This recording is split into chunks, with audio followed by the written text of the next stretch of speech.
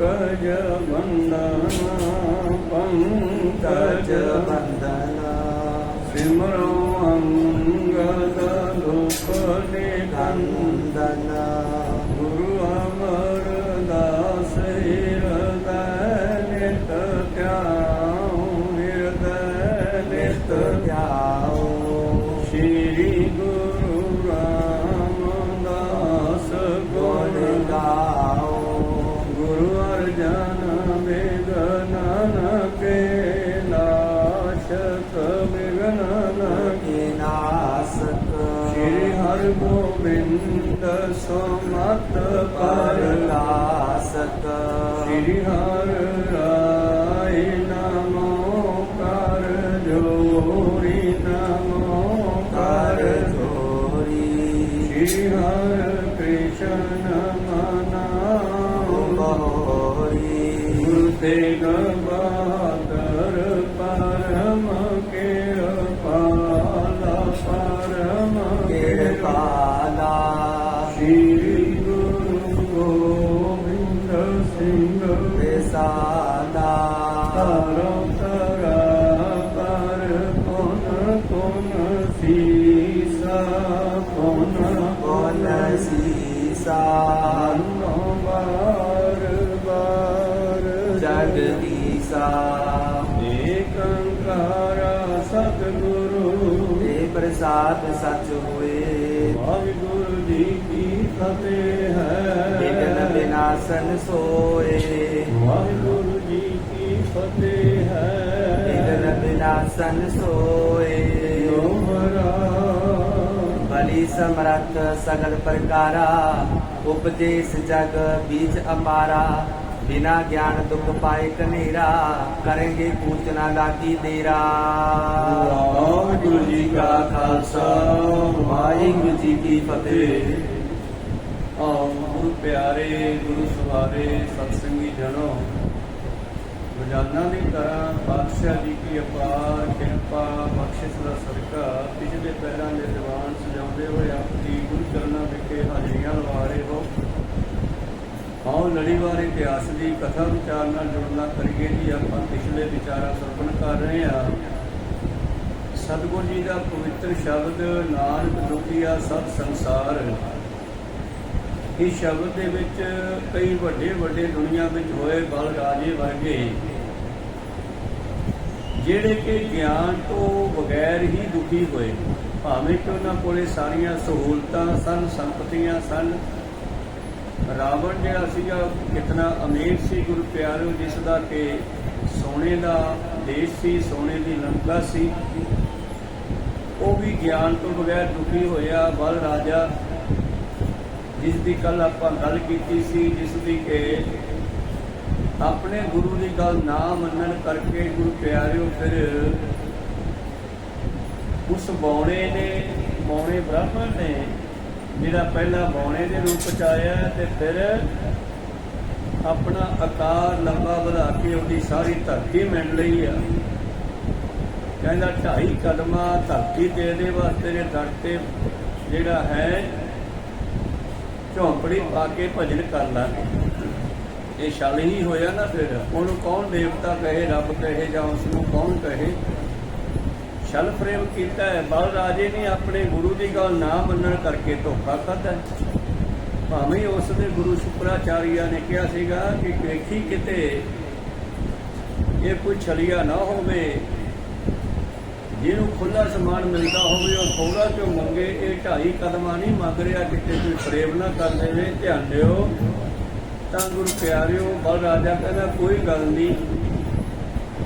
ਤਾਂ ਉਸ ਨੇ ਗੁਰੂ ਪਿਆਰਿਓ 2 ਕਦਮਾਂ ਵਿੱਚ ਉਹਦਾ ਸਾਰਾ ਰਾਜ ਮਿਲ ਲਿਆ, ਧਰਤੀ ਤੇ ਆਕਾਸ਼ ਮਿਲ ਲਿਆ। ਅੱਧੀ ਕਦਮ ਕਹਿੰਦਾ ਹੁਣ ਕਿੱਥੇ ਰੱਖਾਂ।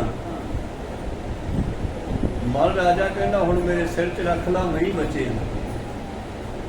ਤਾਂ ਉਹਨੇ ਉਹਦੇ ਸਿਰ ਦੇ ਵਿੱਚ ਪੈਰ ਰੱਖਿਆ ਤੇ ਕਹਿੰਦੇ ਉਹਨੂੰ ਪਤਾਲਾਂ ਨੂੰ ਧੱਕ ਦਿੱਤਾ। ਸਾਇੰਸ ਮੁਤਾਬਕ गुरु प्यारिओ हिंदू बातियां कुछ कथावां दे विचों ऐ लगदा भी घड़ियां होईयां कहानियां। तां कहंदे फिर बल राजे नूं कहंदे पताल दा राज दे दित्ता, धरती दा राज खोलिया। ਤਾਂ ਗੁਰੂ ਪਿਆਰੋ, ਅਸਲ ਦੇ ਵਿੱਚ ਇਹ ਬ੍ਰਾਹਮਣਾਂ ਨੇ ਜੋ ਕਹਾਣੀਆਂ ਲਿਖੀਆਂ, ਕੁਝ ਚੀਜ਼ਾਂ ਨੂੰ ਛੁਪਾ ਦਿੱਤਾ ਗਿਆ।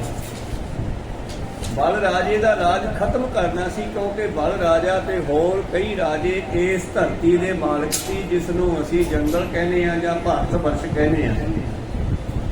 ਆਰੀਅਨ ਲੋਕਾਂ ਨੇ ਆ ਕੇ ਇੱਥੇ ਗੁਰੂ ਪਿਆਰਿਓ ਕਬਜ਼ਾ ਕੀਤਾ, ਇੱਥੇ ਆ ਕੇ ਆਪਣੇ ਆਪ ਨੂੰ ਬ੍ਰਾਹਮਣ ਕਹਾਇਆ ਤੇ ਆਪ ਇੱਥੋਂ ਦੇ ਮਾਲਕ ਬਣ ਬੈਠੇ। ਸਾਨੂੰ ਸ਼ੂਦਰ ਕਹਿ ਕੇ, ਖੱਤਰੀ ਕਹਿ ਕੇ, ਵਪਾਰੀ ਵੈਸ਼ਨੂ ਕਹਿ ਕਰਕੇ ਗੁਰੂ ਪਿਆਰਿਓ ਸੰਸਾਰ ਦੇ ਵਿੱਚ ਨੀਵੇਂ ਕਰ ਦਿੱਤਾ।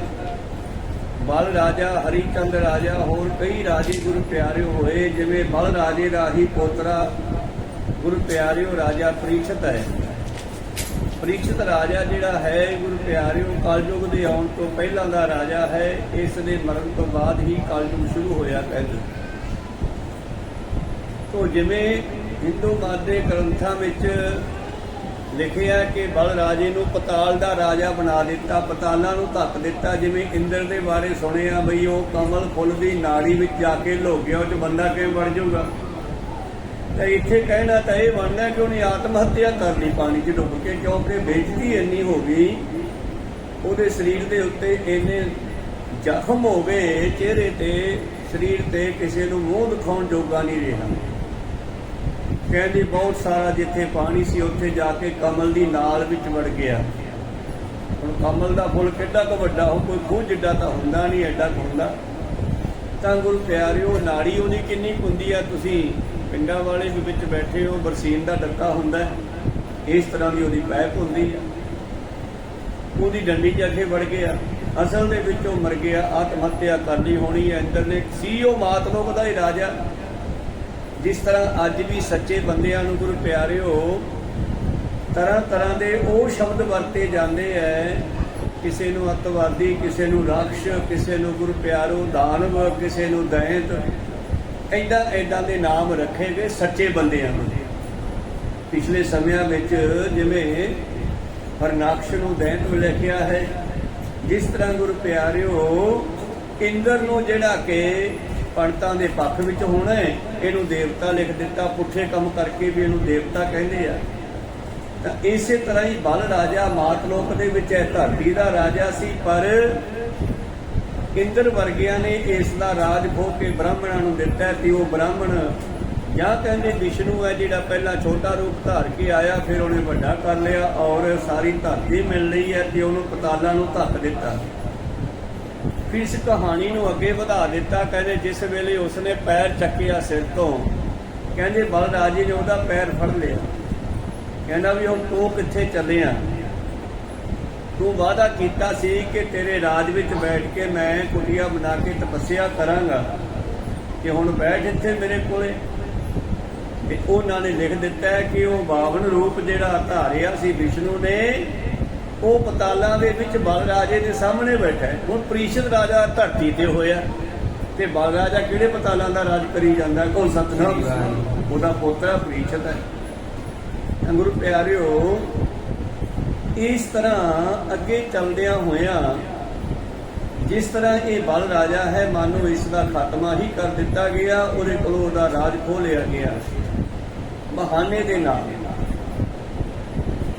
ਖੈਰ ਇਸ ਤਰ੍ਹਾਂ ਦੀਆਂ ਅਨੇਕਾਂ ਕਹਾਣੀਆਂ ਭਾਵ ਅਸਲੀਅਤ ਵਿੱਚ ਹੋਈਆਂ ਗੱਲਾਂ ਹਨ ਇਹ, ਜਿਨ੍ਹਾਂ ਨੂੰ ਪਲਟਾ ਕੇ ਲਿਖਿਆ ਗਿਆ। ਅੱਗੇ ਚੱਲਦੇ ਹਾਂ। ਭਾਈ ਸਾਹਿਬ ਜੀ ਲਿਖਦੇ ਹਨ ਕਿ ਇਸ ਤਰ੍ਹਾਂ ਬਲੀ ਵਰਗੇ ਸਮਰੱਥ ਰਾਜੇ ਹੋਏ, ਜਿਨ੍ਹਾਂ ਵਿੱਚ ਬੜੀ ਤਾਕਤ ਸੀ। ਉਪਜੇ ਇਸ ਜਗ ਬੀਚ ਅਪਾਰਾ, ਇਸੇ ਧਰਤੀ 'ਚ ਪੈਦਾ ਹੋਏ।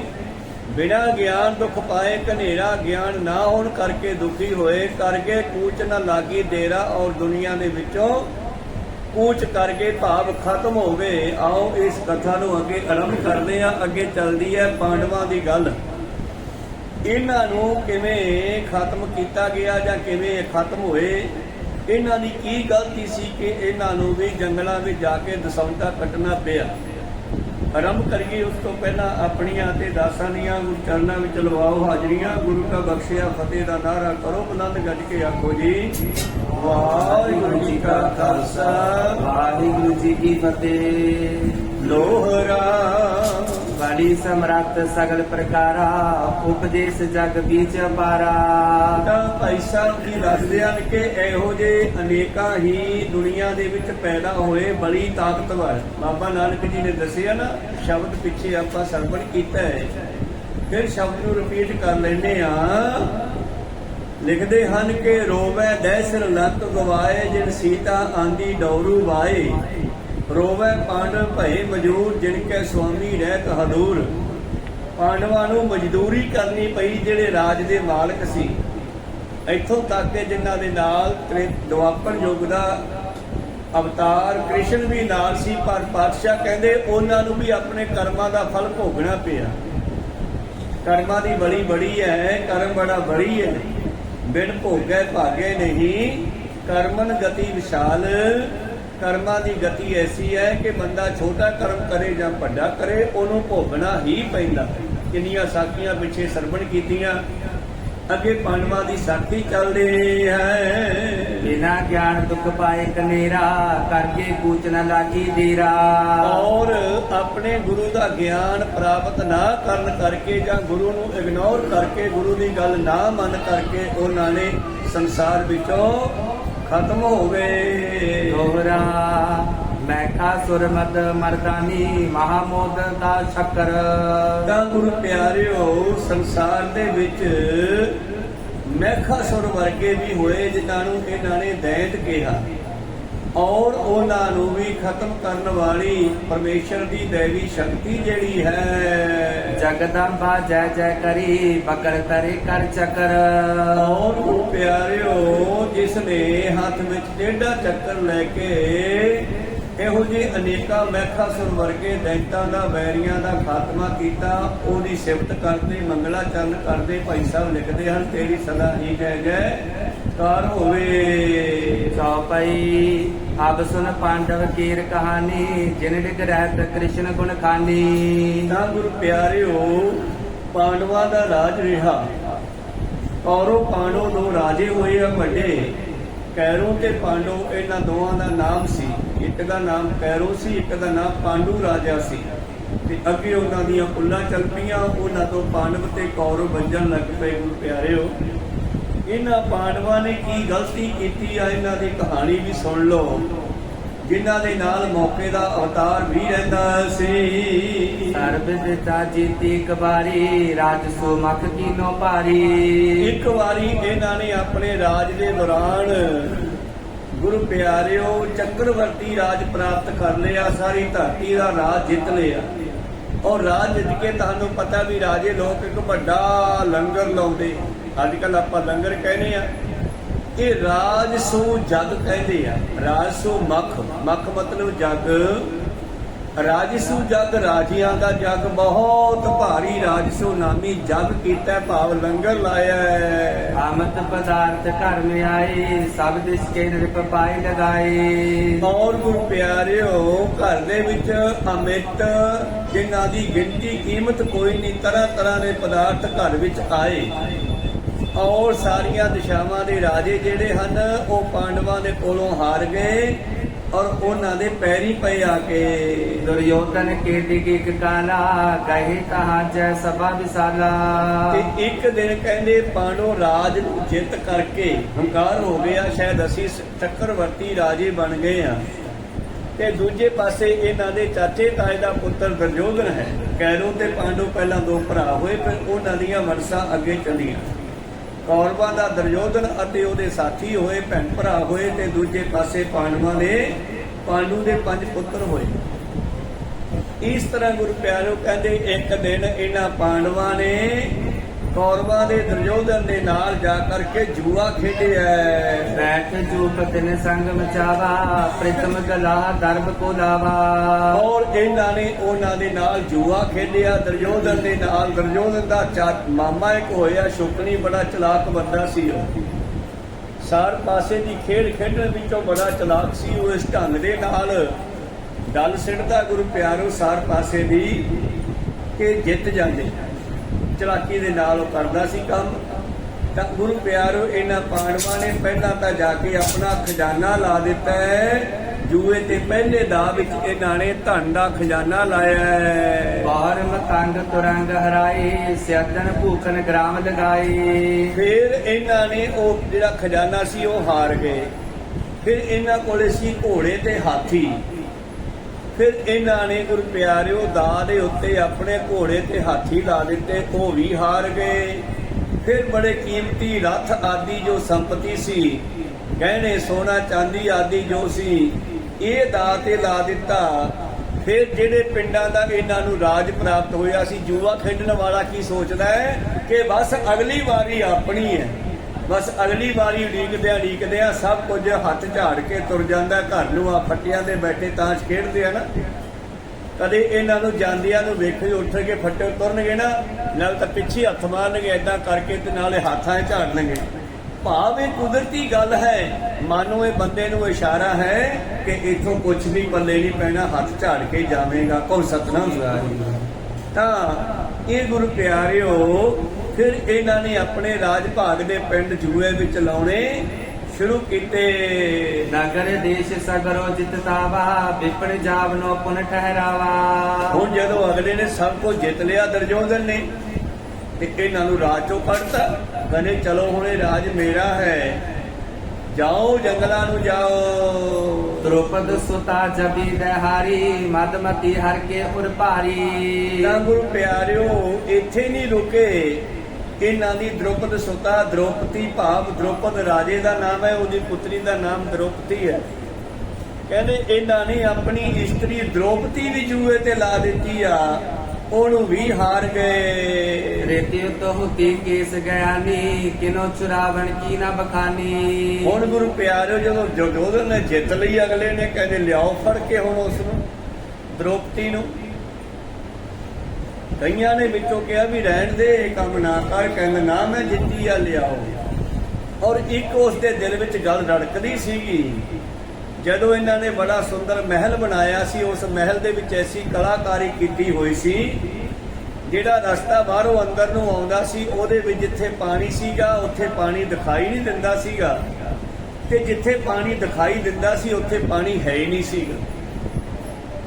ਤਾਂ ਇਹਨਾਂ ਨੇ ਗੁਰੂ ਪਿਆਰਿਓ ਨਵਾਂ ਮਹਿਲ ਬਣਾ ਕੇ, ਘਰ ਬਣਾ ਕੇ ਲੋਕਾਂ ਨੂੰ ਸੱਦਾ ਦਿੱਤਾ, ਲੰਗਰ ਕੀਤਾ, ਸਮਾਗਮ ਕੀਤਾ, ਪਾਰਟੀ ਕੀਤੀ, ਸਾਰੇ ਲੋਕ ਸੱਦੇ, ਦੁਰਯੋਧਨ ਕੇ ਵੀ ਸੱਦੇ।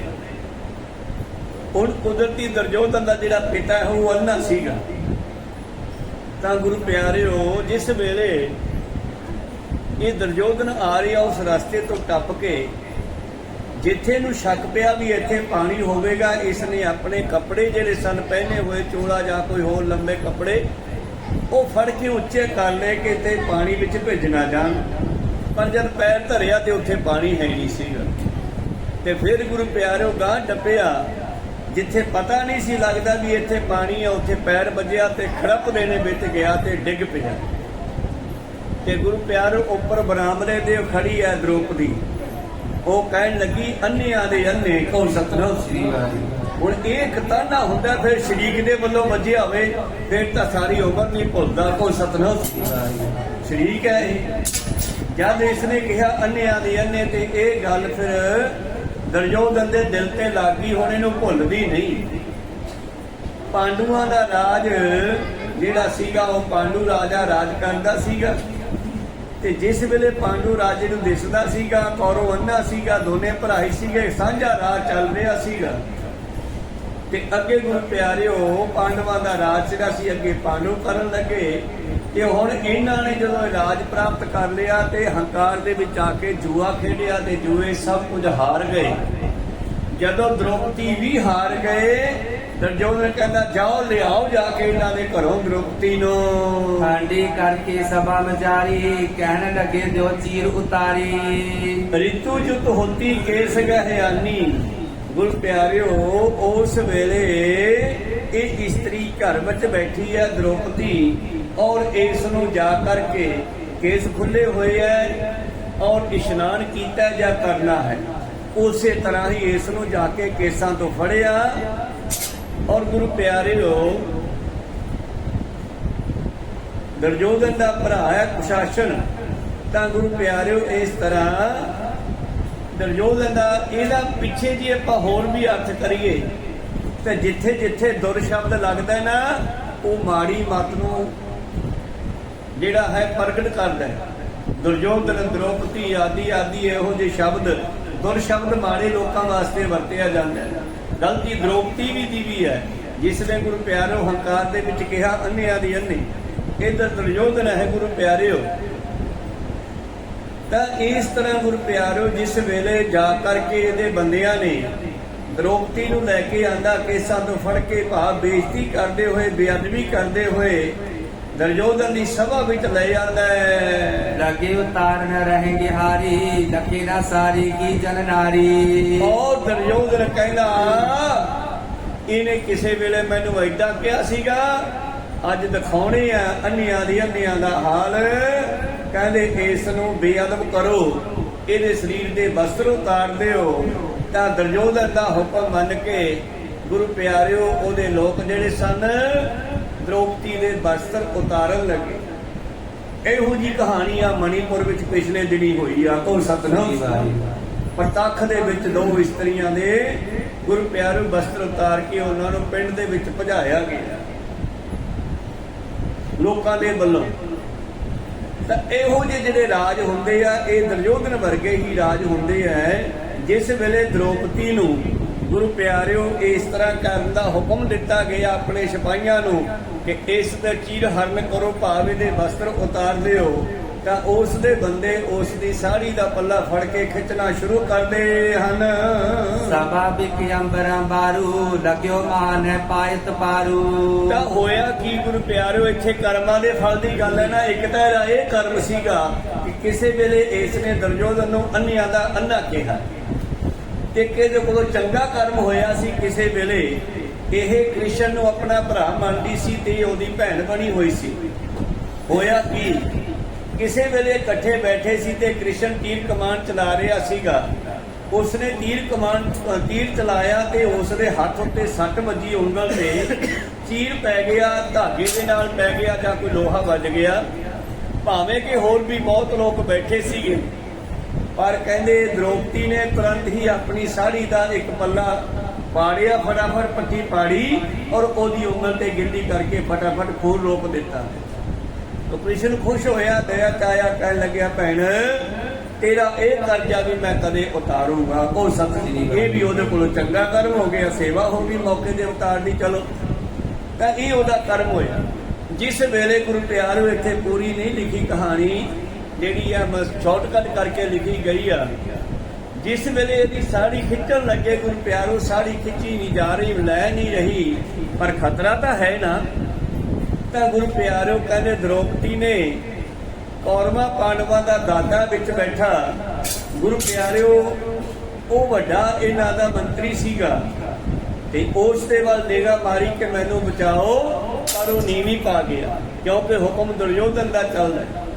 ਉਸ ਤੋਂ ਬਾਅਦ ਗੁਰੂ ਪਿਆਰਿਓ ਉਸਨੇ ਦਰੋਣਾਚਾਰੀਆ ਵਰਗੇ ਜਰਨੈਲ ਬੈਠੇ ਆ ਜਿਹੜੇ ਫੌਜਾਂ ਦਾ ਘਾਣ ਕਰਨ ਵਾਲੇ ਆ, ਪਰ ਇੱਥੇ ਇੱਕ ਇਸਤਰੀ ਦੀ ਜਿਹੜੀ ਹੈ ਬੇਇੱਜ਼ਤੀ ਹੋ ਰਹੀ ਹੈ, ਉਹਨੂੰ ਬਚਾਉਣ ਤੋਂ ਗੁਰੂ ਪਿਆਰਿਓ ਉਹ ਵੀ ਨੀਵੀਆਂ ਪਾ ਗਏ। ਤੇ ਜਿਹੜੇ ਰਾਜ ਦੇ ਵਿੱਚ ਇਸਤਰੀਆਂ ਦੀਆਂ ਬੇਇੱਜ਼ਤੀਆਂ ਹੋਣ ਲੱਗ ਜਾਣ, ਜਿਹੜੇ ਰਾਜ ਦੇ ਵਿੱਚ ਗਰੀਬ ਲੋਕਾਂ ਦੀ ਗੁਰੂ ਪਿਆਰਿਓ ਜਿਹੜਾ ਹੈ ਨੁਕਸਾਨ ਹੋਣ ਲੱਗ ਜਾਵੇ, ਜਿਹੜੇ ਰਾਜ ਦੇ ਵਿੱਚ ਬੱਚਿਆਂ ਦੇ ਉੱਤੇ ਹਮਲੇ ਹੋਣ ਲੱਗ ਜਾਣ, ਬੁੱਢਿਆਂ ਤੇ ਹਮਲੇ ਹੋਣ ਲੱਗ ਜਾਣ, ਜਿਸ ਰਾਜ ਦੇ ਵਿੱਚ ਏਦਾਂ ਦੀਆਂ ਨੀਤੀਆਂ ਮਾੜੀਆਂ ਚੱਲ ਪੈਣ, ਉਹ ਰਾਜ ਫਿਰ ਬਾਹਲਾ ਚਿਰ ਨਹੀਂ ਚੱਲਿਆ ਕਰਦੇ। ਕੋ ਸਤਨਾਮ, ਮਾਨੋ ਉਹਨਾਂ ਦੇ ਖਾਤਮੇ ਦਾ ਸਮਾਂ ਨੇੜੇ ਹੁੰਦਾ। ਭਾਵੇਂ ਪਿੱਛੇ ਨਿਗਾਹਾਂ ਮਾਰ ਕੇ ਦੇਖ ਲਓ, ਮੁਗਲਾਂ ਦੇ ਰਾਜ ਵਿੱਚ ਜਦੋਂ ਗੁਰੂ ਪਿਆਰਿਓ ਬਹੁਤ ਸਾਰੇ ਲੋਕਾਂ ਦਾ ਘਾਣ ਕੀਤਾ ਜਾਂਦਾ ਹੈ, ਧੰਨ ਗੁਰੂ ਗੋਬਿੰਦ ਸਿੰਘ ਮਹਾਰਾਜ ਜੀ ਜੰਗ ਕਰਦੇ ਹੈ, ਚੱਲ ਰਿਹਾ ਹੈ, ਹਜੇ ਅੰਤ ਨਹੀਂ ਹੋਇਆ, ਪਰ ਜਿੱਦਣੇ ਅੰਤ ਹੋ ਗਿਆ, ਛੋਟੇ ਸਾਹਿਬਜ਼ਾਦੇ 7 ਤੇ 9 ਸਾਲ ਦੇ, ਗੁਰੂ ਪਿਆਰਿਓ ਮੁਗਲਾਂ ਦੀ ਸਭਾ ਦੇ ਵਿੱਚ, ਵਜੀਦੇ ਦੀ ਸਭਾ ਦੇ ਵਿੱਚ ਉਹਨਾਂ ਨੂੰ ਅਨੇਕਾਂ ਤਰ੍ਹਾਂ ਦੇ ਤਸੀਹੇ ਦੇ ਕੇ ਸ਼ਹੀਦ ਕਰ ਦਿੱਤਾ ਜਾਂਦਾ ਹੈ। ਔਰ ਮਾਤਾ ਗੁਜਰੀ ਜੀ ਵੱਡੀ ਉਮਰ ਤੇ, ਬੁੱਢੀ ਉਮਰ ਤੇ, ਉਹ ਵੀ ਇਸ ਗੱਲ ਨੂੰ ਸੁਣ ਕਰਕੇ ਆਪਣਾ ਸਰੀਰ ਤਿਆਗ ਜਾਂਦੇ ਹੈ।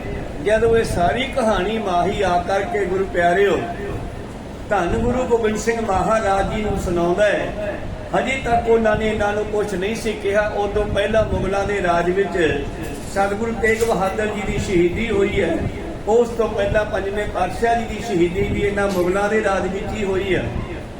ਤੇ ਗੁਰੂ ਪਿਆਰਿਓ, ਇਹਨਾਂ ਦਾ ਪਹਿਲਾ ਰਾਜਾ ਬਾਬਰ ਜਿਹੜਾ ਬਾਬੇ ਨਾਨਕ ਨੂੰ ਮਿਲਦਾ ਹੈ, ਔਰ ਬਾਬਾ ਨਾਨਕ ਅਹਿਮਦਾਬਾਦ ਦੇ ਲੋਕਾਂ ਦਾ ਦੁੱਖ ਸੁਣ ਕੇ ਜਿਸ ਵੇਲੇ ਚੱਕੀ ਤੇ ਬੈਠਾ, ਚੱਕੀ ਆਪੇ ਚੱਲ ਰਹੀ ਹੈ ਤੇ ਬਾਬਰ ਆਉਂਦਾ ਹੈ, ਵੇਖ ਕੇ ਚੱਕੀ ਆਪੇ ਚੱਲਦੀ ਸੋਚਦਾ ਇਹ ਤਾਂ ਕੋਈ ਮਹਾਂਪੁਰਖ ਮੈਂ ਜੰਗਾਂ ਵਿੱਚ ਜੇਲ੍ਹ ਵਿੱਚ ਆਪਣਾ ਕੈਦ ਕਰ ਲਿਆ ਲੋਕਾਂ ਦੇ ਨਾਲ, ਉਹਨਾਂ ਤੋਂ ਆ ਕੇ ਮਾਫੀ ਮੰਗਦਾ। ਪਾਤਸ਼ਾਹ ਕਹਿੰਦੇ ਇਉਂ ਨਹੀਂ ਮਾਫੀ ਮੰਗਣੀ, ਇਉਂ ਨਹੀਂ ਮਾਫੀ ਮਿਲਣੀ ਤੈਨੂੰ, ਪਹਿਲਾਂ ਇਹਨਾਂ ਸਾਰੇ ਕੈਦੀਆਂ ਨੂੰ ਛੱਡ, ਇਹਨਾਂ ਦਾ ਲੁੱਟਿਆ ਖੋਇਆ ਸਮਾਨ ਵਾਪਸ ਕਰੋ।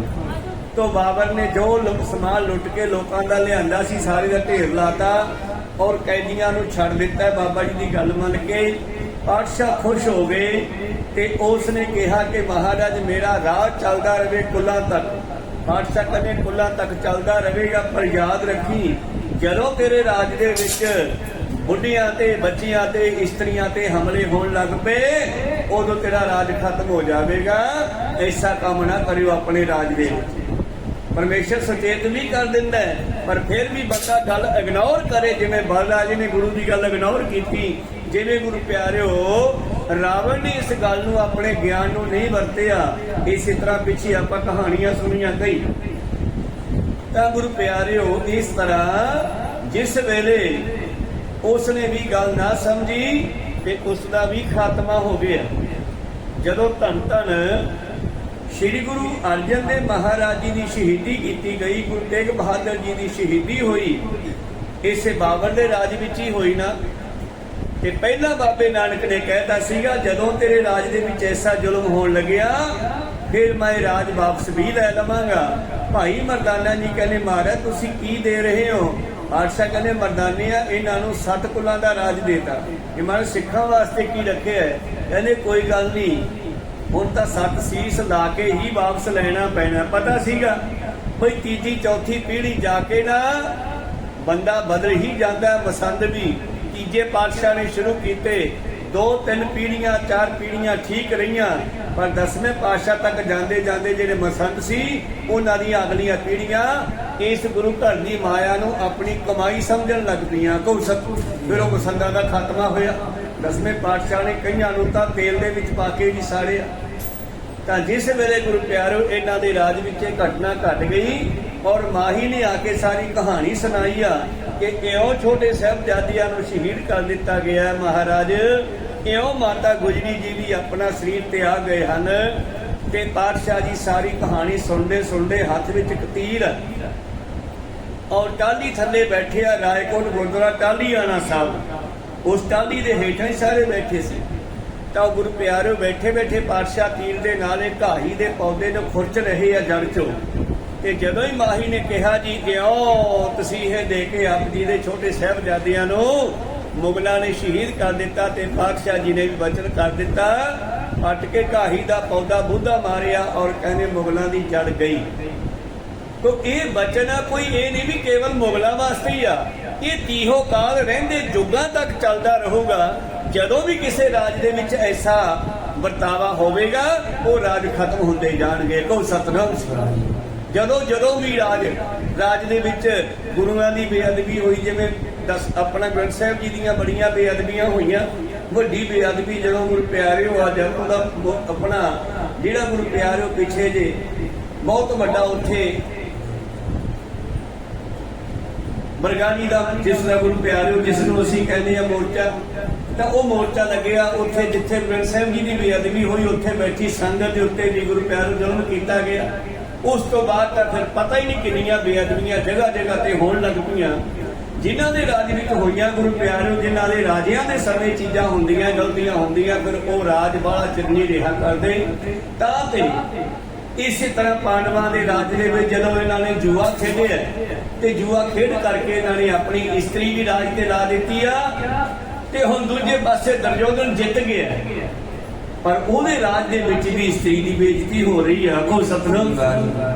ਤੇ ਜਿਸ ਵੇਲੇ ਇਸਨੇ ਸਾਰਿਆਂ ਦੇ ਵੱਲ ਦੇਖਿਆ ਗੁਰੂ ਪਿਆਰਿਓ ਸਾਰੀ ਨੀਵੀਆਂ ਪਾ ਗਏ, ਕਿਉਂਕਿ ਦੁਰਯੋਧਨ ਦਾ ਹੁਕਮ ਚੱਲਦਾ ਸੀ। ਇਹਨਾਂ ਦਾ ਦਾਦਾ ਵੀ ਜਿਹੜਾ ਸੀਗਾ ਉਹ ਵੀ ਨੀਵੀਂ ਪਾ ਗਿਆ। ਫਿਰ ਤੇ ਹੋਰ ਜਿਹੜੇ ਜਰਨੈਲ ਬੈਠੇ ਦਰੋਣਾਚਾਰੀਆ ਵਰਗੇ ਉਹ ਵੀ ਨੀਵੀਆਂ ਪਾ ਗਏ। ਫਿਰ ਇਹ ਬੀਬੀ ਦ੍ਰੋਪਦੀ ਝਾਕੀ ਆਪਣੇ ਪਤੀਆਂ ਵੱਲ, ਪਾਂਡਵਾਂ ਵੱਲ ਵੀ ਮੈਨੂੰ ਬਚਾਓ।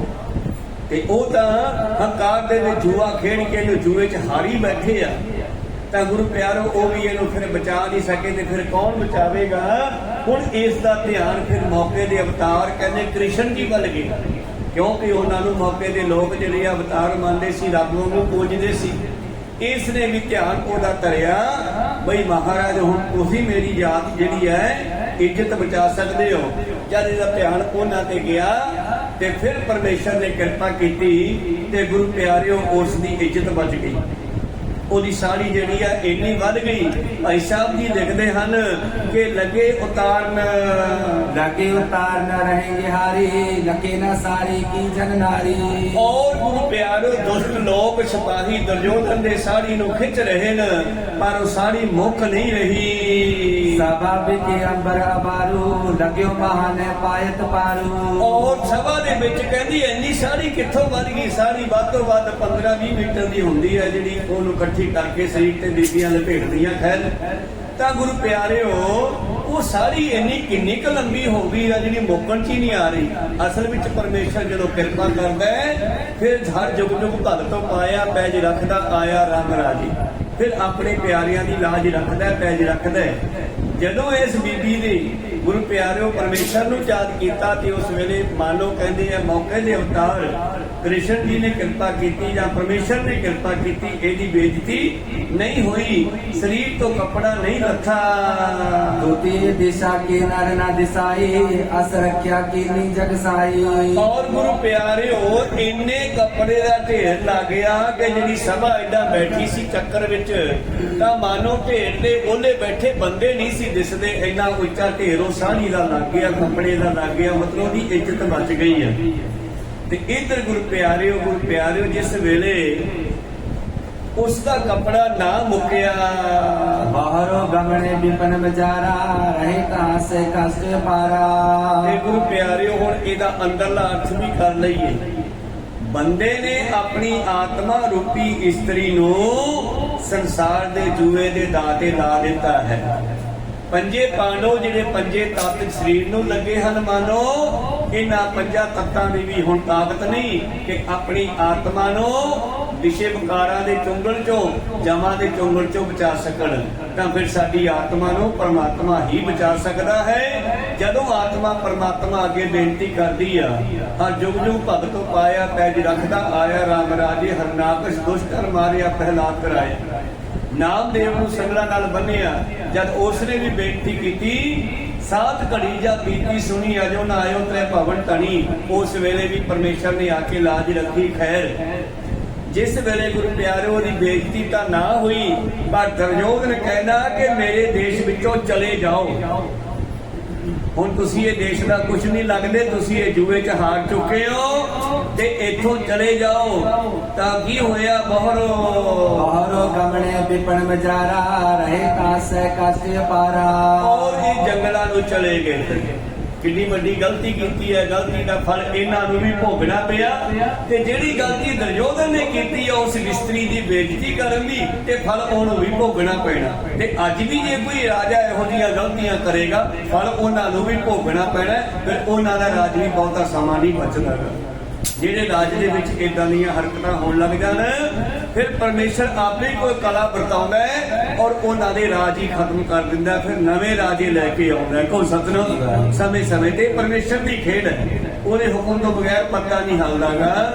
ਤਾਂ ਗੁਰੂ ਪਿਆਰਿਓ ਫਿਰ ਇਹ ਪਾਂਡਵ ਜੰਗਲਾਂ ਵੱਲ ਚਲੇ ਗਏ। द्वादश सम्मत फिरत बिताए, त्रयोदश में दुर्नो ठहराए। ਹੁਣ ਇਹਨਾਂ ਨੂੰ ਗੁਰੂ ਪਿਆਰਿਓ 13 ਸਾਲ ਦਾ ਜਿਹੜਾ ਸੀਗਾ ਇਹਨਾਂ ਨੇ ਗੁਪਤ ਰਹਿਣਾ ਸੀਗਾ। 12 ਸਾਲ ਤਾਂ ਇਹਨਾਂ ਨੇ ਘੁੰਮਦਿਆਂ ਨੇ ਬਤੀਤ ਕਰ ਲਏ। ਜੇ 13ਵੇਂ ਸਾਲ 'ਚ ਫੜੇ ਜਾਂਦੇ ਨਾ ਤਾਂ ਦੁਬਾਰਾ ਫਿਰ 12 ਸਾਲ ਇਹਨਾਂ ਨੂੰ ਜੰਗਲਾਂ ਵਿੱਚ ਹੀ ਵਿਚਰਨਾ ਪੈਣਾ। ਹੁਣ 7ਵੀਂ ਦੀ ਗੱਲ, ਹੁਣ 13ਵਾਂ ਸਾਲ ਇਹਨਾਂ ਨੇ ਧੋਖੇ ਬਤੀਤ ਕਰਨਾ। ਤਾਂ ਕਿ ਦੁਰਯੋਧਨ ਦੇ ਸਿਪਾਹੀ ਇਹਨਾਂ ਨੂੰ ਲੱਭ ਨਾ ਸਕਣ। 13ਵੇਂ ਸਾਲ ਵਿੱਚ ਇਹਨਾਂ ਨੇ ਕੀ ਕੀਤਾ? ਉਤੋਂ ਬਰਾਟ ਮਦਰਵਨੀਪਾ ਪਹੁੰਚੇ ਲੈ ਕੇ ਜਾਏ ਸਮੀਪਾ। ਇੱਕ ਵਿਰਾਟ ਰਾਜਾ ਹੋਇਆ ਗੁਰੂ ਪਿਆਰਿਓ, ਤਾਂ ਉਹ ਵਿਰਾਟ ਨਾਮੀ ਜਿਹੜਾ ਰਾਜਾ ਸੀਗਾ ਮਦਰ ਦੇਸ਼ ਦਾ, ਸ਼ਾਇਦ ਇਸੇ ਭਾਰਤ ਦਾ ਹੀ ਹੋਵੇ ਕਿਉਂਕਿ ਭਾਰਤ ਬਹੁਤ ਵੱਡਾ ਲੰਬਾ ਚੌੜਾ ਹੈ। ਤਾਂ ਗੁਰੂ ਪਿਆਰਿਓ ਉਹ ਵਿਰਾਟ ਦੇਸ਼ ਦਾ ਵਿਰਾਟ ਰਾਜਾ ਸੀਗਾ। ਇਸ ਵਿਰਾਟ ਦੀ ਰਾਜਧਾਨੀ ਵਿੱਚ ਜਾਂਦੇ ਹਨ। ਧਰਮ ਚ ਚੋਪਰ ਕੇਰ ਖਿੰਡਾਵਾ ਕੰਕ ਨਾਮ ਆਪਣੋ ਤਰਵਾਵਾ। ਔਰ ਜਾ ਕੇ ਵਿਰਾਟ ਨੂੰ ਦੱਸਦੇ ਨਹੀਂ ਕਿ ਅਸੀਂ ਕੌਣ ਆ, ਬਾਹਰੋਂ ਹੀ ਗੁਪਤ ਹੋ ਜਾਂਦੇ ਐ। ਅਰਜਨ ਆਪਦੇ ਸ਼ਸਤਰ ਲੁਕੋ ਦਿੰਦਾ ਹੈ। ਇਹ ਪੰਜੇ ਪਾਂਡੂ ਭੇਸ ਬਦਲ ਲੈਂਦੇ ਐ। ਇੱਕ ਮੰਗਤਿਆ ਜਾਂਦਾ, ਗਰੀਬਾਂ ਜਿਆਦਾ, ਜਿਵੇਂ ਕੋਈ ਗੁਰੂ ਪਿਆਰਿਓ ਕਹੇ ਜੀ ਸਾਨੂੰ ਨੌਕਰੀ ਚਾਹੀਦੀ ਆ, ਅਸੀਂ ਕੰਮ ਕਰ ਲਾਂਗੇ, ਸਾਨੂੰ ਨੌਕਰ ਰੱਖ ਲਓ। ਵਿਰਾਟ ਰਾਜੇ ਨੂੰ ਵੀ ਨਹੀਂ ਦੱਸਦੇ ਵੀ ਅਸੀਂ ਪਾਂਡੂ ਆ, ਉੱਥੋਂ ਵੀ ਗੁਪਤ ਹੋ ਜਾਂਦੀ ਆ, ਬਾਹਰੋਂ ਹੀ ਭੇਸ ਬਦਲ ਲੈਂਦੇ ਆ। ਰਾਜੇ ਵਿਰਾਟ ਦੇ ਰਾਜ ਵਿੱਚ ਜਾ ਕੇ ਇਹ ਨੌਕਰੀ ਮੰਗਦੇ ਆ ਵੀ ਮਹਾਰਾਜ ਅਸੀਂ 5 ਭਰਾ ਹਾਂ ਔਰ ਇਹ ਸਾਡੀ ਘਰਵਾਲੀ ਹੈ ਦ੍ਰੋਪਦੀ ਵੀ ਨਾਲ, ਉਹਨੂੰ ਵੀ ਨਾਲ ਲੈ ਜਾਂਦੇ ਆ। ਅਸੀਂ 6 ਜਣੇ ਨੌਕਰੀ ਕਰਨੀ ਚਾਹੁੰਦੇ ਹਾਂ। ਰਾਜਾ ਸਾਹਿਬ ਤੁਹਾਡਾ ਰਾਜ ਹੈ, ਸਾਨੂੰ ਨੌਕਰੀ ਦਿਓ। ਰਾਜਾ ਕਹਿਣ ਲੱਗਿਆ ਕੋਈ ਗੱਲ ਨਹੀਂ ਬਈ ਤੁਸੀਂ ਕੀ ਕੰਮ ਜਾਣਦੇ ਹੋ। ਤਾਂ ਉਸ ਵੇਲੇ ਜਿਹੜਾ ਇਹਨਾਂ ਦਾ ਯੁਧਿਸ਼ਠਰ ਸੀਗਾ ਉਹ ਕਹਿਣ ਲੱਗਿਆ ਜੀ ਮੈਂ ਜਿਹੜੀ ਸਾਰ ਪਾਸੇ ਦੀ ਖੇਡ ਹੈ ਇਹਦਾ ਬਹੁਤ ਗਿਆਨ ਰੱਖਦਾ ਹਾਂ। ਜੇ ਤੁਸੀਂ ਮਤਲਬ ਚਾਹੋ ਤਾਂ ਮੈਂ ਤੁਹਾਡੇ ਨਾਲ ਸਾਰ ਪਾਸਾ ਖੇਡ ਕੇ ਮਨੋਰੰਜਨ ਕਰਵਾ ਸਕਦਾ। ਤੁਹਾਡਾ ਕਹਿੰਦੇ ਠੀਕ ਹੈ, ਤੂੰ ਰਹਿ ਮੇਰੇ ਕੋਲੇ। ਦੂਜੇ ਨੂੰ ਪੁੱਛਿਆ ਵੀ ਤੇਰਾ ਕੀ ਨਾਮ ਹੈ? ਉਹਨੇ ਨਾਮ ਦੱਸਿਆ ਆਪਣਾ ਕੰਕ। ਇਹਨਾਂ ਨੇ ਨਾਮ ਵੀ ਬਦਲਨੇ ਤਾਂ ਕਿ ਕਿਸੇ ਨੂੰ ਪਤਾ ਨਾ ਲੱਗੇ ਕਿ ਪਾਂਡੂ ਕਿੱਥੇ ਲੁਕੇ ਹੋਏ ਆ। ਕੋਈ ਸਤਨੋਂ ਦੀ ਵਾਰੀ ਵਿਰਾਟ ਰਾਜੇ ਨੂੰ ਨਾਮ ਵੀ ਬਦਲ ਕੇ ਦੱਸਦੇ ਐ। ਕਹਿੰਦਾ ਮੇਰਾ ਨਾਮ ਹੈ ਕੰਕ ਔਰ ਮੇਰਾ ਕੀ ਕੰਮ ਹੈ? ਯੁਧਿਸ਼ਠਰ ਦਾ। ਯੁਧਿਸ਼ਠਰ ਨੇ ਆਪਣਾ ਨਾਮ ਯੁਧਿਸ਼ਠਰ ਨਹੀਂ ਦੱਸਿਆ, ਇਹਨੇ ਆਪਣਾ ਨਾਮ ਕੰਕ ਦੱਸਿਆ। ਮੇਰਾ ਨਾਮ ਕੰਕ ਹੈ ਜੀ, ਮੈਂ ਸਾਰ ਪਾਸੇ ਦੀ ਖੇਡ ਜਾਣਦਾ ਹਾਂ। ਦੂਸਰਾ ਸੀਗਾ ਭੀਮ ਚੰਦ।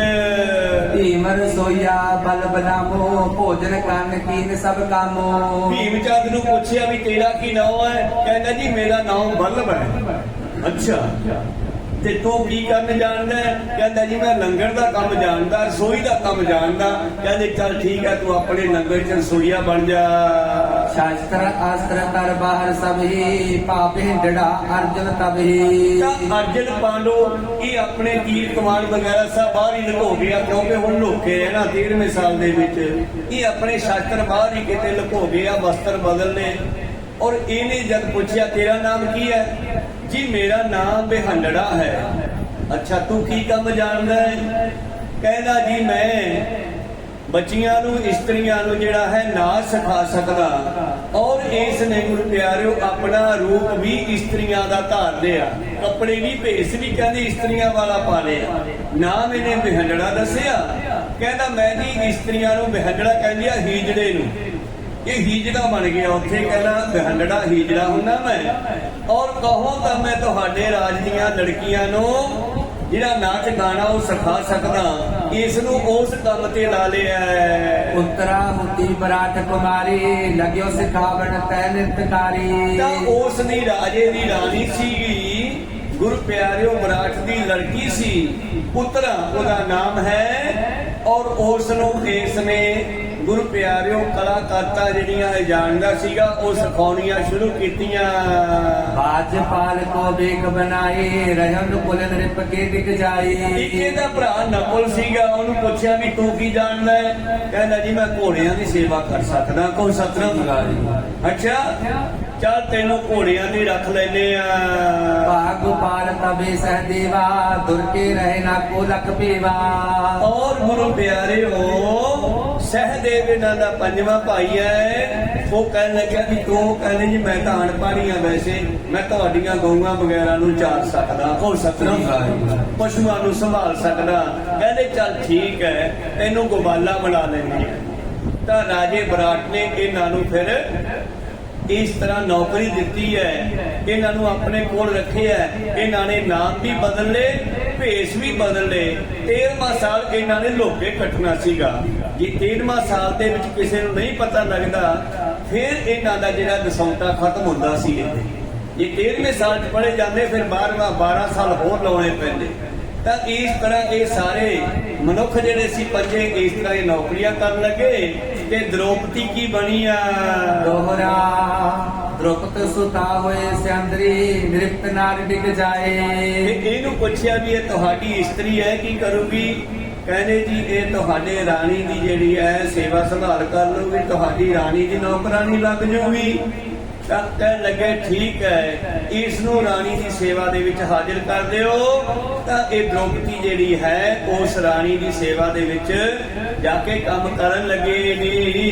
सेव कन पर सो रही जैतन रुचर सुहाए। ਔਰ ਗੁਰੂ ਪਿਆਰਿਓ, ਹੁਣ ਇਹ ਜਿਹੜੀ ਦ੍ਰੋਪਦੀ ਦੇਖੋ, ਇੱਕ ਜਵਾਨ ਨੇ ਕਿੱਥੋਂ ਤੋਂ ਕਿੱਥੇ ਪਹੁੰਚਾਤੀ ਆ। ਨਾ ਕਹਿੰਦੀ ਅੰਨੇ ਆ ਦੀ ਅੰਨੇ, ਪਰ ਜਦੋਂ ਰੱਬ ਕਿਸੇ ਦੀ ਮੱਤ ਮਾਰਦਾ, ਕਦੋਂ ਜਦੋਂ ਉਹਨੂੰ ਕਿਸੇ ਮਾੜੇ ਕਰਮ ਦਾ ਫਲ ਦੇਣਾ ਹੁੰਦਾ, ਫਿਰ ਲੱਤ ਨਹੀਂ ਮਾਰਦਾ ਰੱਬ, ਮਾਤੀ ਮਾਰਦਾ। ਕੋਈ ਸਤਿਗੁਰੂ ਤੇ ਮੱਤ ਮਾਰੀ ਤੋਂ ਬੰਦਾ ਪੁੱਠੇ ਸਿੱਧੇ ਕੰਮ ਕਰਦਾ ਹੈ। ਔਰ ਪ੍ਰੀਤਮ ਨੇ ਕਹਿਤਾ ਬਾਣੀ ਦੇ ਵਿੱਚ, ਜਿਸਨੂੰ ਆਪ ਖੁਆਏ ਕਰਤਾ ਖੁਸ਼ ਲਈ ਚੰਗਿਆਈ। ਜਿਨ੍ਹਾਂ ਨੂੰ ਖੁਆਰ ਕਰਨਾ ਹੁੰਦਾ ਉਹ ਪੁੱਠੇ ਕੰਮ ਕਰਦੇ ਆ, ਨਾ ਜੂਆ ਖੇਡਦੇ, ਨਾ ਸਮਾਨ ਹਾਰਦੇ, ਨਾ ਇਹਨਾਂ ਨੂੰ ਏਦਾਂ ਜਾ ਕੇ ਨੌਕਰ ਕਰਨ ਲੱਗਣਾ ਪੈਂਦਾ। ਤਾਂ ਇਸ ਤਰ੍ਹਾਂ ਮੇਰੇ ਪ੍ਰੀਤਮ ਜੀ ਕਹਿੰਦੇ ਇਹ ਪੰਜੇ ਜਣੇ ਜਿਹੜੇ ਸਨ ਰਲ ਕੇ 6ਵੀਂ ਦ੍ਰੋਪਦੀ ਜਿਹੜੀ ਹੈ ਇਹ ਇਸ ਤਰ੍ਹਾਂ ਗੁਰੂ ਪਿਆਰਿਓ ਜਾ ਕਰਕੇ ਰਾਤ ਆਪਣਾ ਨੌਕਰੀ ਕਰਨ ਲੱਗੇ। ਰੋਵੇ ਪਾਂਡਵ ਭਏ ਮਜ਼ਦੂਰ ਮਜ਼ਦੂਰੀਆਂ ਕਰਨੀਆਂ ਪਈਆਂ ਨਾ ਪੰਜਾਂ ਪਾਂਡਵਾਂ ਨੂੰ, ਸਣੇ ਦ੍ਰੋਪਦੀ ਨੂੰ, ਤੇ ਨਾਲੇ ਅੰਦਰ ਮਰ ਕੇ ਰੋਂਦੇ ਹੋਣਗੇ, ਅਸੀਂ ਕੀ ਤੋਂ ਕੀ ਬਣ ਗਏ। ਜਿਨ ਕਾ ਸੁਆਮੀ ਰਹਿਤ ਹਦੂਰ, ਜਿਨ੍ਹਾਂ ਦੇ ਕੋਲ ਮੌਕੇ ਦਾ ਅਵਤਾਰ ਵੀ ਸੀਗਾ ਕ੍ਰਿਸ਼ਨ ਜੀ ਮਹਾਰਾਜ, ਪਰ ਫਿਰ ਵੀ ਇਹਨਾਂ ਦੇ ਕੀਤੇ ਹੋਏ ਕਰਮਾਂ ਦਾ ਫਲ ਇਹਨਾਂ ਨੂੰ ਭੋਗਣਾ ਪੈਂਦਾ ਹੈ। ਇਸ ਕਰਕੇ ਤੁਲਸੀਦਾਸ ਕਹਿੰਦਾ ਹੈ, ਕਰਮਨ ਗਤੀ ਵਿਸਾਲ ਭੋਗੇ ਬਿਨ ਭਾਗੈ ਨਹੀਂ। ਜਿਹੜਾ ਕਰਮ ਕਰੋ ਵੀ ਉਹਦਾ ਫਲ ਭੋਗਣਾ ਪੈਣਾ, ਉਹ ਭੋਗੇ ਤੋਂ ਬਗੈਰ ਨਹੀਂ ਚੱਲਦਾ। चौपाई लागन सम लटके लट जाके मदन तनुक परिपुटी सुत बाकी। तो गुरु प्यारो बड़ी सुंदर इस्त्री सी द्रौपदी, राजे की लड़की सी, रानी सी किसे वेले पंजां पांडवां दे नाल। ਇਹਦੀ ਗੁਰੂ ਪਿਆਰਿਓ ਬਹੁਤ ਸ਼ੋਭਾ ਹੁੰਦੀ ਸੀ, ਬੜੀ ਸੁੰਦਰ ਸੀ। ਉਦਰ ਧਨ ਬਦ ਸਸਰਾ ਕਾ ਉਦਰ ਸਤਰ ਬਲ ਮਨੋਹਰ ਜਾਕਾ। ਔਰ ਇੱਥੇ ਉਹਦੇ ਸਰੀਰ ਦੀ ਸੁੰਦਰਤਾ ਦੀ ਗੱਲ ਕਰਦੇ ਹਨ ਗੁਰੂ ਪਾਤਸ਼ਾਹ ਜੀ, ਬਖਸ਼ਿਸ਼ ਕਰਦੇ ਹਨ ਕਿ ਬੜੀ ਸੁੰਦਰ ਸੀ, ਚਿੱਟੇ ਦੰਦ, ਲੰਬਾ ਕੱਦ, ਲੰਬੇ ਕੇਸ, ਔਰ ਚੰਦਰਮਾ ਦੀ ਤਰ੍ਹਾਂ ਚੌੜਾ ਮੱਥਾ ਸੀ। ਰਾਤਰ ਪੀਕ ਹੈ ਵਜੈ ਦੁੱਤ ਦੇਖੀ ਤੀਚਨ ਬਾਣ ਕਟਾਚ ਬਸੇਕੀ। ਔਰ ਗੁਰੂ ਪਿਆਰੋ ਇਸ ਦੇ ਅਲੱਗ-ਅਲੱਗ ਉਸ ਦੇ ਚਿਹਰੇ ਦੀਆਂ, ਉਸ ਦੇ ਕੇਸਾਂ ਦੀਆਂ ਭਾਈ ਸਾਹਿਬ ਕਹਿੰਦੇ ਏਡਾ ਸਿਫਤਾਂ ਕਰਦੇ ਆ। ਐਡੀ ਸੁੰਦਰ ਦ੍ਰੋਪਦੀ ਨੂੰ ਵੀ ਆਪਣੀ ਗਲਤੀ ਕਰਕੇ ਇਸ ਤਰ੍ਹਾਂ ਦਾ ਗੁਰੂ ਪਿਆਰੋ ਜਿਹੜਾ ਹੈ ਸੁੱਖ ਦੁੱਖ ਭੋਗਣਾ ਪਿਆ। ਤੇ ਕਿਹਨੂੰ ਸਮਝਾ ਰਹੀ ਆ ਗੱਲ? ਚੱਲੀ ਕਿੱਥੋਂ ਸੀਗੀ? ਬਾਦਸ਼ਾਹ ਜੀ ਸਤਘਰਾ ਨਗਰ ਦੇ ਵਿੱਚ ਇੱਕ ਸੇਠ ਦੇ ਕੋਲ ਬੈਠੇ ਸੀਗੇ। ਤੇ ਜਦੋਂ ਸੇਠ ਨੂੰ ਪੁੱਛਿਆ, ਬਈ ਸੇਠਾ ਤੂੰ ਤਾਂ ਬਹੁਤ ਖੁਸ਼ ਹੋਵੇਗਾ, ਬੜਾ ਕਮਾਈ ਆ ਰਹੀ ਹੈ, ਬੜਾ ਗਾਹਕ ਪੈ ਰਿਹਾ ਹੈ। ਕਹਿੰਦਾ ਜੀ ਮੇਰੇ ਵਰਗਾ ਦੁਖੀ ਕੋਈ ਨਹੀਂ। ਕਿਉਂ? ਸਾਰੀ ਕਹਾਣੀ ਪਹਿਲਾਂ ਆਪਾਂ ਸਰਵਣ ਕੀਤੀ ਹੈ। ਕਹਿੰਦਾ ਮੇਰੀ ਘਰ ਵਾਲੀ ਬਦਚਲ ਹੋ ਗਈ ਆ, ਔਰ ਮੇਰੇ ਖਿਲਾਫ ਚੱਲਦੀ ਆ, ਮੇਰੀ ਮਰਜ਼ੀ ਨਾਲ ਨਹੀਂ ਚੱਲਦੀ। ਫਿਰ ਬਾਦਸ਼ਾਹ ਨੇ ਕਿਹਾ, ਸੇਠਾ ਇਹ ਫਲ ਤੇਰੇ ਕਰਮਾਂ ਦਾ ਹੀ ਹੈ, ਤੂੰ ਇਹ ਕਰਮ ਕੀਤਾ ਤੇ ਉਹਦਾ ਫਲ ਹੁਣ ਭੋਗ। ਕੋ ਸਤਿਗੁਰੂ ਰੋਗੇ ਭੋਗ, ਹੱਸ ਕੇ ਭੋਗ ਭੋਗਣਾ ਹੀ ਪੈਣਾ ਹੈ। ਇਹ ਪੰਜੇ ਪਾਂਡਵ ਵੀ ਮਜ਼ਦੂਰੀ ਕਰਕੇ ਫਿਰ ਰੋਂਦੇ ਹਨ। ਦੀਪ ਸਿਖਾ ਕੀ ਕੋਕਲ ਬੈਣੀ ਗਜ ਕਾਮਣ ਮ੍ਰਿਗ ਸ਼ਾਵਕ ਨੈਣੀ। ਕੋਇਲ ਵਰਗੀ ਮਿੱਠੀ ਬੋਲੀ ਵਾਲੀ, ਹਾਥੀ ਦੀ ਤਰ੍ਹਾਂ ਸੁੰਦਰ ਸਰੂਪ ਵਾਲੀ, ਮਿਰਗ ਦੀ ਤਰ੍ਹਾਂ ਚੱਲਣ ਵਾਲੀ, ਜਮਨ ਬ੍ਰਾਹਮਣੀ ਨਾਭ ਗੰਭੀਰਾ ਲਖਨ ਬਲੋਕਤ ਲਾਜਤ ਹੀਰਾ। ਇਸ ਤਰ੍ਹਾਂ ਜਿਸ ਦੇ ਸਰੀਰ ਦੇ ਸਾਰੇ ਹੀ ਅੰਗ ਬੜੇ ਸੁੰਦਰ ਹਨ, ਪਰ ਕਰਮਾਂ ਦੇ ਫਲ ਕਰਕੇ ਉਹਨੂੰ ਇਹ ਕੁਝ ਭੋਗਣਾ ਪਿਆ ਹੈ। ਦੋਹਰਾ ਬਹੁਤ ਗਰੀਬ ਕੀ ਰੁਚਰਤਾ ਮਨੋ ਉਤਾਈ ਪਾਏ। ਹਾਂ, ਲੰਮੀ ਧੌਣ ਹੈ, ਉੱਚਾ ਕੱਦ ਹੈ ਉਸਦਾ, चौपक श्याम तारा हो जन दुर्यो शशि में आए। और मानो चंद्रमा ਨੂੰ ਗ੍ਰਹਿਣ ਲੱਗ ਗਿਆ ਹੈ ਕਿ ਦ੍ਰੋਪਦੀ ਇੱਕ ਰਾਜੇ ਦੀ ਪੁੱਤਰੀ ਹੋਈ ਆਪਣੀ ਜ਼ਬਾਨ ਦੇ ਨਾਲ ਗਲਤ ਕਰਮ ਕਰਕੇ ਅੱਜ ਮਜ਼ਦੂਰ ਬਣੀ ਹੋਈ ਹੈ। चौपई जया के दासी बहुवत सेवे कर बंदे मुख जोवत।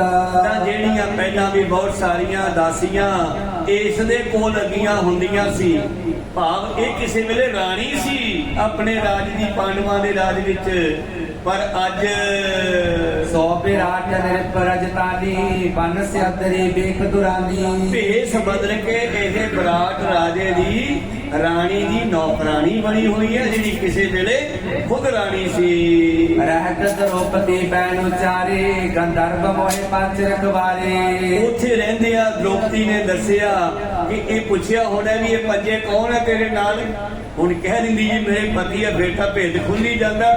ਕਹਿਣ ਲੱਗੀ ਜੀ ਬਸ ਇਹ ਮੇਰੀ ਰੱਖਿਆ ਵਾਸਤੇ ਹੀ ਆ, ਰਖਵਾਲੀ ਵਾਸਤੇ ਹੀ ਹਨ, ਇਹ ਗੰਧਰਵ ਲੋਕ ਦੇ ਹਨ।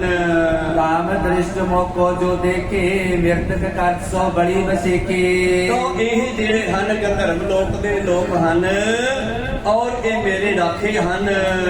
सबन सुनाए दीन असबानी सेव करन रानी की ठानी। ਮਤਲਬ ਆਪਣਾ ਭੇਦ ਲੁਕਾਉਣ ਵਾਸਤੇ ਇਹਨੇ ਝੂਠ ਵੀ ਬੋਲ ਦਿੱਤਾ ਹੈ ਵੀ ਜੀ ਬਸ ਇਹ ਤਾਂ ਮੇਰੇ ਨਾਲ ਹੈ, ਬਸ ਜਿਵੇਂ ਇਹ ਨੌਕਰ ਆਵੇ ਮੈਂ ਨੌਕਰੀ ਲੱਭਦੀ ਫਿਰਦੀ ਤੁਹਾਡੇ ਕੋਲੇ ਪਹੁੰਚ ਗਈ, ਬਾਅਦ ਕੀ ਦੱਸਣਾ ਤੁਹਾਨੂੰ, ਬਸ ਠੀਕ ਹੈ ਜੀ ਸਮਾਂ ਲੰਘਾਉਣਾ ਹੈ। ਤਾਂ ਇਹ 6 ਦੇ 6 ਆਏ ਲੋਕੇ ਸਮਾਂ ਟਪਾਉਣ ਲੱਗੇ। केतक दिवस जब रहत बिताए छपे रहे किन जान न पाए। ਤਾਂ ਕਈ ਸਮਾਂ ਜਿਹੜਾ ਹੈ ਇਹ ਲੋਕੇ ਇਸ ਤਰ੍ਹਾਂ ਰਹਿੰਦੇ ਰਹੇ। वो तो प्राप्ति करानी केरा क्रीचक आखिए बली बडेरा। ਉਹ ਰਾਣੀ ਦਾ ਇੱਕ ਭਰਾ ਸੀਗਾ ਜਿਹਦਾ ਨਾਮ ਹੈ ਕਰੀਚਕ। सहज सुपाए सुसा डिगया वा द्रुप सुता को पिक बिरमावा। ਔਰ ਕਿਤੇ ਰਾਣੀ ਦਾ ਭਰਾ ਆ ਗਿਆ ਮਿਲਣ ਵਾਸਤੇ ਆਪਦੀ ਭੈਣ ਨੂੰ, ਕਿ ਭੈਣ ਦੇ ਕੋਲੇ ਨੌਕਰਾਣੀ ਬਣੀ ਹੋਈ ਹੈ ਦ੍ਰੋਪਦੀ।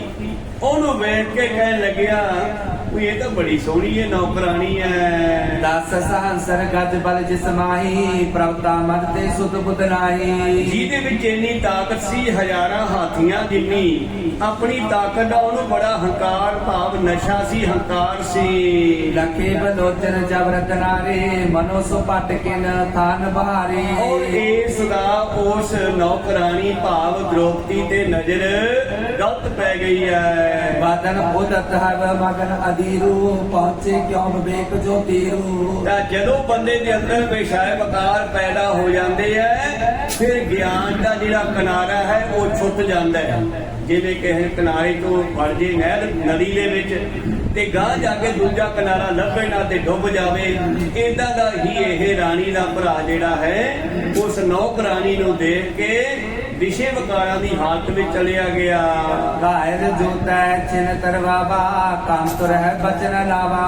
ਔਰ ਵਿਸ਼ੇ ਵਕਾਰਾਂ ਨੂੰ ਸੋਚਦਾ ਹੋਇਆ ਰਾਣੀ ਦੀ ਨੌਕਰਾਨੀ ਦ੍ਰੋਪਦੀ ਨੂੰ ਕਹਿਣ ਲੱਗਿਆ हे दासी तू लागत प्यारी मिलो आन मुर अंग संगारी। ਤੂੰ ਬਹੁਤ ਸੁੰਦਰ ਹੈ, ਕਿਉਂ ਨਾ ਆਪਾਂ ਸ਼ਾਦੀ ਕਰਵਾ ਲਈਏ। दोहरा दुक्त सुता सुन कहत भी गंधर्व ममर खवार। ਕਹਿੰਦੀ ਨਹੀਂ ਨਹੀਂ ਮੇਰੇ 5 ਰਖਵਾਲੇ ਹਨ, ਇਹ ਪੰਜੇ ਜਿਹੜੇ ਤੁਹਾਡੇ ਨੌਕਰ ਲੱਗੇ ਆ ਨਾ ਇਹ ਮੇਰੀ ਰੱਖਿਆ ਕਰਨ ਵਾਲੇ ਐ।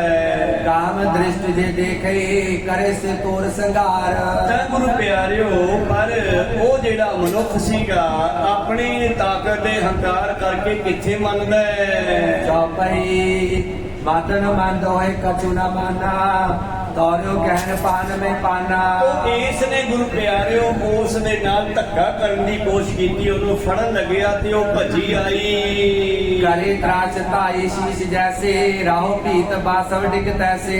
ਹੁਣ ਪੰਜੇ ਤਾਂ ਆਸੇ ਪਾਸੇ ਨੌਕਰੀਆਂ ਤੇ ਲੱਗੇ ਹੋਏ ਐ, ਰਾਣੀ ਦੇ ਕੋਲ ਸੀ, ਉਸ ਦਾ ਦਿਮਾਗ ਖਰਾਬ ਹੋ ਗਿਆ ਕ੍ਰੀਚਕ ਦਾ। ਉਹਦੇ ਜਿਹੜਾ ਗੁਰੂ ਪਿਆਰਿਓ ਭਰਾ ਸੀ ਰਾਣੀ ਦਾ, ਜਦੋਂ ਬੇਅਦਬੀ ਕਰਨ ਦੀ ਸਲਾਹ ਕੀਤੀ ਹੈ, ਭੱਜ ਕੇ ਬਰਾਤ ਰਾਜੇ ਦੀ ਸਭਾ ਲਾਈ ਹੈ, ਉੱਥੇ ਆਉਂਦੀ ਹੈ।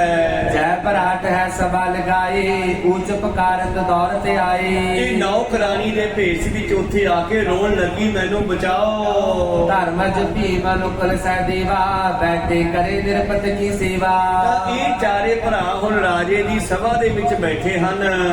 द्रौपद सुता चित है वा प्यारत गई भूप टिक दुखत पुकारत ਹੁਣ ਆਪਣੇ ਪਾਂਡਵਾਂ ਨੂੰ ਵੀ ਨਹੀਂ ਕਹਿ ਸਕਦੀ ਕਿ ਮੈਨੂੰ ਬਚਾਓ, ਉਹ ਨੌਕਰ ਭਾਵੇਂ ਰਖਵਾਲੇ ਹਨ ਇਸ ਦੇ।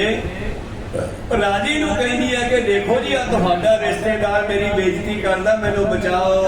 सर्व लोकावलोकत लोचन कर न सक्यो तै को मोचन ਤਾਂ ਜਦੋਂ ਇੰਨੇ ਲੋਕਾਂ ਦੇ ਵਿੱਚੋਂ ਪਹੁੰਚ ਗਈ ਆਪਣੀ ਇੱਜ਼ਤ ਬਚਾ ਕੇ, ਉਹ ਮਗਨ ਤਾਂ ਭਾਵੇਂ ਗਿਆ ਪਰ ਉਹਦੀ ਬੇਇੱਜ਼ਤੀ ਨਹੀਂ ਕਰ ਸਕਿਆ। दोहरा क्रीचक तायो संग तै पकड़ी सभा बाजार ਉਹਦੇ ਮਗਰ ਗਿਆ ਹੈ ਤੇ ਰਾਜੇ ਦੀ ਸਭਾ ਦੇ ਵਿੱਚ ਹੀ ਜਾ ਕੇ ਉਹਨੂੰ ਫੜਨ ਦੀ ਕੋਸ਼ਿਸ਼ ਕਰਦਾ ਹੈ। महाबली तै जान के निरपत न कह हटकार ਉਹ ਰਾਜੇ ਨੂੰ ਵੀ ਪਤਾ ਸੀ ਕਿ ਮੇਰਾ ਰਿਸ਼ਤੇਦਾਰ ਸਾਲਾ ਜਿਹੜਾ ਚ ਤਾਕਤ ਬਹੁਤੀ ਹੈ, ਇਹਨੂੰ ਕਿਹੜਾ ਰੋਕੂਗਾ ਹੁਣ। चौपई कुंजर दत्ता कर खजोलीनी गह के लात प्रहारण कीनी ਪਰ ਗੁਰੂ ਪਿਆਰੋ, ਜਿਸ ਵੇਲੇ ਉਸਨੇ ਕੋਸ਼ਿਸ਼ ਕੀਤੀ ਦੁਬਾਰਾ ਫੜਨ ਦੀ, भीम बलो कतर सुर पारा अरण बलोचन आनन करा ਭੀਮ ਦੇ ਵਿੱਚ ਤਾਕਤ ਤਾਂ ਬਹੁਤ ਹੈ, ਪਰ ਇੱਥੇ ਨੌਕਰ ਬਣੇ ਹੋਏ ਆ, ਇੱਥੇ ਇਹਨੇ ਰੋਣਾ ਹੀ ਪਿਆ ਇਹਨੂੰ। ਜੇ ਉਹ ਬੋਲਦਾ ਹੈ ਜਾਂ ਆਪਣੀ ਤਾਕਤ ਪ੍ਰਗਟ ਕਰਦਾ, ਫਿਰ ਪਤਾ ਲੱਗਦਾ ਨਹੀਂ ਤਾਂ ਪਾਂਡਵ ਆ। ਇਹ ਤਾਂ ਭੀਮ ਇੰਨਾ ਤਕੜਾ ਹੁੰਦਾ ਸੀ ਕਿ ਉਹ ਤਾਂ ਨਹੀਂ ਹੈਗਾ। ਤਾਂ ਪਰ ਕਹਿੰਦੇ ਅੱਖਾਂ ਲਾਲ ਕੀਤੀਆਂ ਨੇ।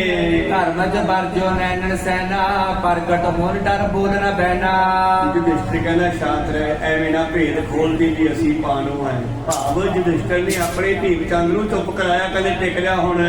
बाहुबली बैठे पत पासु तैते गहले चला आवासु ਤਾਂ ਗੁਰੂ ਪਿਆਰਿਓ, ਉਸ ਦੇ ਵੱਡੇ ਵੱਡੇ ਜਿਹੜੇ 5 ਪਾਂਡਵ ਸੀਗੇ, ਉਹਨਾਂ ਦੇ ਸਾਹਮਣੇ ਔਰਤਾਂ ਦੀ ਪਤਨੀ ਦੀ ਬੇਇੱਜ਼ਤੀ ਹੋ ਗਈ। ਮਾੜੇ ਕੰਮਾਂ ਦੇ ਮਾੜੇ ਨਤੀਜੇ, ਮਾੜੀ ਸੋਚ। ਪਹਿਲਾਂ ਜੂਆ ਖੇਡਿਆ ਮਾੜਾ, ਫਿਰ ਘਰੋਂ ਨਿਕਲੇ ਤੇ ਜੂਏ ਦੇ ਵਿੱਚ ਬੰਦੇ ਨੇ ਇਸਤਰੀ ਵੀ ਲਾ ਦਿੱਤੀ। ਫਿਰ ਉਹ ਬੰਦਾ ਕਾਹਦਾ ਬੰਦਾ ਹੈ? ਅੱਜ ਨਸ਼ਿਆਂ ਦੇ ਕਾਰਨ, ਚਿੱਟੇ ਦੇ ਕਾਰਨ ਅੱਜ ਨੌਜਵਾਨ ਸਭ ਕੁਝ ਹੀ ਲਾ ਲੈਂਦੇ ਆ ਚਿੱਟੇ ਤੇ। ਕੋ ਸੱਚਾ ਉਹੀ ਕਹਾਣੀਆਂ ਬਣੀ ਜਾ ਰਹੀਆਂ ਨਾ। ਇੱਥੋਂ ਤੱਕ ਕਿ ਮਾਂ ਪਿਓ ਵੀ ਬਿਲਕਦੇ ਦੇਖੇ ਆ। ਇਹ ਕਹਿੰਦੇ ਆ ਕਿ ਇਹਨਾਂ ਦੇ ਘਰ ਦੇ ਗੜਵੀਆਂ, ਪਤੀਲੇ, ਭਾਂਡਿਆਂ ਤੱਕ ਵੇਚਦੇ ਚਿੱਟੇ ਦੇ ਪਿੱਛੇ। ਐਸਾ ਨਸ਼ਾ ਜੂਏ ਦਾ ਵੀ ਆ, ਕੋਈ ਸਪਨੀ ਤਾਂ ਸਤਿਗੁਰੂ ਗੋਬਿੰਦ ਸਿੰਘ ਜੀ ਨੇ ਆਪਣੇ 52 ਬਚਨਾਂ ਵਿੱਚ ਕਿਹਾ ਕਿ ਮੇਰਾ ਸਿੱਖ ਕਦੇ ਵੀ ਤਾਸ਼ ਦੇ ਫੱਟੇ ਤੇ ਨਹੀਂ ਬੈਠੂਗਾ, ਜੂਏ ਦੇ ਫੱਟੇ ਤੇ ਨਹੀਂ ਬੈਠੂਗਾ। ਕੋਈ ਸਤਿਗੁਰੂ इतने मेरे प्रीतम जी दिव्य दृष्टि, लंबी दृष्टि वाले है कि जिस वेले बंदा जुए दे फट्टे ते जाके बैठ गया, उथे तरह तरह के लोग बैठे है। उथे बीड़ी पीन वाला भी बैठा हो, शराब पीन वाला बैठा हो। जब उन्हां भी जाके बैठूगा तो साडा सिख दा दिमाग खराब कर सकदा है। तां ते सिख नूं कई पासियां तो उन्हां 52 बचनां नूं पढ़ो। 10वें पातशाह दे 52 बचन जिन्हां विच सानूं गाइड कीता गया है कि मेरा सिख आ ना करे, मेरा सिख आ ना करे। ਇਹਨਾਂ ਨੇ ਜੂਆ ਖੇਡਿਆ ਤੇ ਗੱਲ ਕਿੱਥੋਂ ਤੱਕ ਪਹੁੰਚ ਗਈ। रोवे पांडव मिल ठाई होन हार में तले तलाई ਉਹ ਸੇਠਾ ਹੋਣੀ ਜਿਹੜੀ ਆ ਇਹ ਟਲਦੀ ਨਹੀਂ ਹੁੰਦੀ। ਇਹ ਕਰਮਾਂ ਦੇ ਫਲ ਭੋਗਣੇ ਪੈਂਦੇ ਆ। ਅੱਜ ਪਾਂਡਵ ਆਪਣੇ ਆਪ ਨੂੰ ਬੜੇ ਯੋਧੇ ਸਮਝੇ, ਜਿਹੜੇ ਅੱਜ ਉਹ ਰੋਂਦੇ ਹਨ। आदत दुखी होए मन माही बिना ज्ञान के कब सुख नाही ਹਾਂ, ਨਾ ਸੁਖ ਵਿੱਚ ਗ੍ਰਸਤ ਦੇ, ਨਾ ਸੁਖ ਛੱਡ ਗਿਆ, ਸੁਖ ਵਿੱਚ ਵਿਚਾਰ ਦੇ ਸਤਿਗੁਰ ਸ਼ਰਨ ਪਿਆ।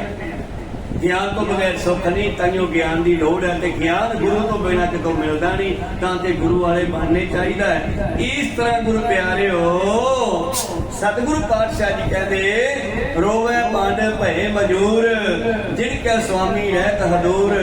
ਇਸ ਤਰ੍ਹਾਂ ਦੀਆਂ ਗੱਲਾਂ ਸਤਿਗੁਰੂ ਪਾਤਸ਼ਾਹ ਜੀ ਨੇ ਉਹ ਸੇਠ ਦੇ ਨਾਲ ਜਦ ਕੀਤੀਆਂ। ਸੇਠ ਨੂੰ ਸਮਝਾਉਣਾ ਕੀਤਾ ਗੁਰੂ ਪਿਆਰਿਓ। ਅਗਲੀ ਵਿਚਾਰ ਆਪਾਂ ਕੱਲ ਦੇ ਦੀਵਾਨਾਂ ਵਿੱਚ ਸਰਵਣ ਕਰਾਂਗੇ। ਵਿਚਾਰਾਂ ਇੱਥੇ ਰੋਕਦੇ ਆ, ਬੋਲਦਿਆਂ ਨੇ ਇੱਕ ਆਖਰ ਬਾਅਦ ਘਾਟ ਹੋ ਜਾਂਦੇ। ਤਾਂ ਸ਼ਬਦ ਜਿਹੜਾ ਚੱਲਿਆ ਸੀਗਾ ਪਾਤਸ਼ਾਹ ਜੀ ਦਾ, ਗੁਰੂ ਪਾਤਸ਼ਾਹ ਜੀ ਕਹਿ ਰਹੇ ਸੀਗੇ ਕਿ ਸੇਠਾ ਐਸੇ ਐਸੇ ਲੋਕ ਹੋ ਕੇ ਦੁਨੀਆ ਵਿੱਚੋਂ ਗਏ ਨਾ, ਜਿਨ੍ਹਾਂ ਨੇ ਸੰਸਾਰ ਦੇ ਵਿੱਚ ਬੜਾ ਨਾਮ ਨਾ ਖੱਟਿਆ, ਪਰ ਗਲਤੀਆਂ ਕਰਕੇ ਉਹਨਾਂ ਦਾ ਖਾਤਮਾ ਹੋ ਗਿਆ। ਰੋਵੇ ਪਾਂਡਵ ਭਏ ਮਜੂਰ, ਜਿਨ ਕੈ ਸੁਆਮੀ ਰਹਿਤ ਹਦੂਰ। ਅੱਗੇ ਸਾਖੀ ਚੱਲਦੀ ਹੈ, ਰੋਵੇ ਜਨਮੇਜਾ ਖੋਏ ਗਿਆ। ਇੱਕ ਜਨਮੇਜਾ ਰਾਜਾ ਹੋਇਆ। ਇਸ ਨੂੰ ਵੀ ਇਹਦੇ ਉਸਤਾਦ ਨੇ, ਇਹਦੇ ਗੁਰੂ ਨੇ ਸਮਝਾਇਆ ਸੀਗਾ ਬਈ ਤੇਰੀ ਜਿਹੜੀ ਗਲਤੀ ਹੈ ਨਾ, ਇਹਦਾ ਨਿਵਾਰਨ ਤੇਰੇ ਵੱਡਿਆਂ ਦੀਆਂ ਕਹਾਣੀਆਂ, ਸਾਖੀਆਂ, ਇਤਿਹਾਸ ਸੁਣ ਕੇ ਹੋ ਸਕਦਾ ਹੈ, ਪਰ ਤੂੰ ਇਹ ਨਾ ਕਹੀਂ ਬਈ ਇਹ ਨਹੀਂ ਹੋ ਸਕਦਾ। ਇਗਨੋਰ ਨਾ ਕਰੀ ਆਪਣੇ ਵੱਡਿਆਂ ਦੀਆਂ ਗੱਲਾਂ ਨੂੰ, ਇਹ ਨਾ ਕਹਿੰਦੀ ਵੀ ਇਹ ਕਿਵੇਂ ਹੋ ਸਕਦਾ ਹੈ। ਫੇਰ ਤੇਰੀ ਗਲਤੀ ਦਾ ਨਿਵਾਰਨ ਨਹੀਂ ਹੋਣਾ। ਜਨਮੇਜੇ ਨੇ ਕੀ ਗਲਤੀ ਕੀਤੀ ਆ, ਇਹਨੂੰ ਕੀ ਸਜ਼ਾ ਮਿਲੀ ਆ, ਇਹ ਆਪਾਂ ਅਗਲੇ ਦੀਵਾਨਾਂ ਵੀ ਸਰਵਣ ਕਰਾਂਗੇ। ਇੱਥੇ ਰੋਕਣ ਦੀ ਆਗਿਆ ਬਖਸ਼ੋ। ਬੋਲਦਿਆਂ ਦੇ ਆਖਰ ਬਾਅਦ ਕੱਟ ਹੋ ਜਾਂਦੇ। ਸਿੱਖ ਸੰਗਤਾਂ ਦੀ ਸਤਿਗੁਰੂ ਬਖਸ਼ਣ ਜੋਗੇ ਬਖਸ਼ ਲੈਣਾ ਜੀ। ਸਮਾਪਤੀ ਕਰੀਏ। ਹੇ ਅਚਲ ਹੇ ਪਾਰ ਬ੍ਰਹਮ ਅਵਿਨਾਸੀ ਅਗਨਾਸ ਹੇ ਪੂਰਨ ਹੇ ਸਰਬ ਮੈਂ ਪੰਚਣ ਗੁਣਤਾਸ ਹੇ ਸੰਗੀ ਹੇ ਨਿਰੰਕਾਰ ਹੇ ਨਿਰਗੁਣ ਸਭ ਟੇਕ ਹੇ ਗੋਬਿੰਦ ਹੇ ਗੁਣ ਨਿਧਾਨ ਜਾਤੀ ਸਦਾ ਵਿਵੇਕ ਹੇ ਅਪਰੰਪਰ ਹਰ ਹਰੇ ਐਤੀ ਹੋ ਬਨਹਾਰ ਹੇ ਸੰਤ ਕੈ ਸਦਾ ਸੰਗ ਤਾਰਾ ਆਤਾਰ ਹੇ ਠਾਕੁਰ ਹੋ ਦਾਸਰੋ ਮੈਂ ਨਿਰਗੁਣ ਗੁਣ ਨਹੀਂ ਕੋਏ ਨਾਨਕ ਦੀਜੈ ਨਾਮ ਦਾਨ ਰਾਖੋ ਹੀ ਪਰੋਏ ਆਏ ਪ੍ਰਭ ਸ਼ਰਨਾਗਤੀ ਕਿਰਪਾ ਨਿਤ ਦਿਆਲ ਏਕ ਅੱਖਰ ਹਰ ਮਨ ਬਸਤ ਨਾਨਕ ਹੋਤ ਨਿਹਾਲ ਏਕ ਓੰਕਾਰ ਸਤਿਗੁਰੂ ਤੇ ਪ੍ਰਸਾਦ ਸਚ ਹੋਏ ਵਾਹਿਗੁਰੂ ਜੀ ਕੀ ਫਤਿਹ ਹੈ ਵਿਗਨ ਵਿਨਾਸ਼ਨ ਸੋਏ ਵਾਹਿਗੁਰੂ ਜੀ ਕੀ ਫਤਿਹ ਹੈ ਵਿਗਨ ਵਿਨਾਸ਼ਨ ਸੋਏ ਵਾਹਿਗੁਰੂ ਜੀ ਕਾ ਖਾਲਸਾ ਵਾਹਿਗੁਰੂ ਜੀ ਕੀ ਫਤਿਹ।